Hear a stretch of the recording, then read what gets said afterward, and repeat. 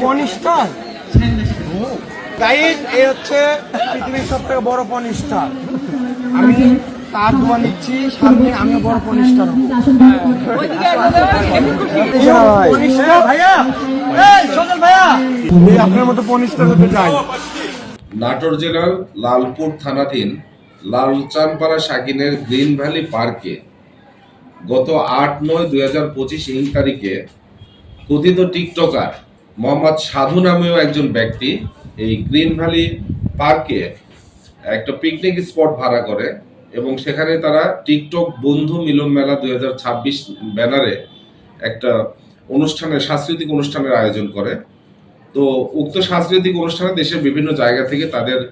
বিভিন্ন টিকটকার প্রায় 100 থেকে 120 জন সদস্য তারা আসে এবং গ্রিন ভ্যালি পার্কে প্রবেশ করে তারা একটা অনুষ্ঠান করার জন্য একটা মাঠ, একটা জায়গা ভাড়া করে এবং সেই জায়গাটাতে তারা মঞ্চ তৈরি করে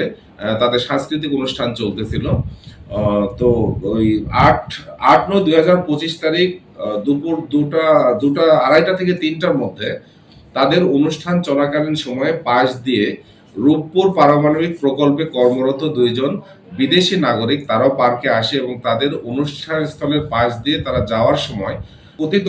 প্রায় 8-9 জনের একটা টিম আর কি, টিকটকার টিম, তারা তাদেরকে পথ রোধ করে বা গতি রোধ করে তাদের সাথে বিভিন্ন অশালীন মন্তব্য এবং অশালীন আচরণ করে এবং তাদেরকে এক ধরনের হেনস্থার মধ্যে ফেলে, যেটা পরবর্তীতে 9 তারিখ সকাল 10টায় আমিনুল খান নামে একটা আইডি থেকে সেটা আপলোড করা হয় এবং মুহূর্তের মধ্যে সেটা সোশ্যাল মিডিয়ায় ভাইরাল হয়ে যায় এবং এই বিষয়টা প্রচুর একটা সমালোচনার জন্ম দেয় এবং তার থেকে উক্ত পার্কের কর্তৃপক্ষের মধ্যে পার্কের ম্যানেজার বাদী হয়ে আমাদের একটা মামলা দায়ের করে গতকাল এই বিষয়ে যারা এই ঘটনার সাথে সম্পৃক্ত, যারা এই বিদেশিকে হেনস্থা করলো বা তাদেরকে বিভিন্ন অশালীন কথাবার্তা, যেমন পর্নস্টার মিয়া খলিফার জামাই আপনি বিভিন্নভাবে তাদেরকে যে হেনস্থা করছে, এই বিষয়ে আমরা ব্যাপকভাবে খোঁজ খবর নিই এবং আমরা তথ্য প্রযুক্তির মাধ্যমে কিছু যারা এই কাজটা করছে তাদেরকে শনাক্ত করি এবং এদের মধ্যে থেকে একজন ভিডিও ধারণকারী এবং ভিডিও ফার্স্ট আপলোডকারী আমিনুল ইসলাম, তাকে আমরা আমিনুল ইসলাম এবং তার সহযোগী উক্ত জায়গায় উপস্থিত ছিল, তাদের সহযোগী একজনকে নাটোর লালপুর থানা পুলিশের একটা চৌকস টিম এবং রাজশাহী জেলা পুলিশের একাধিক টিম কাজ করে তাদেরকে আমরা 2 জনকে আমরা গ্রেপ্তার করে আনি এবং পরবর্তীতে আরো এই ঘটনার সাথে যারা মূল যে কথা বলতেছিল তাকে সহ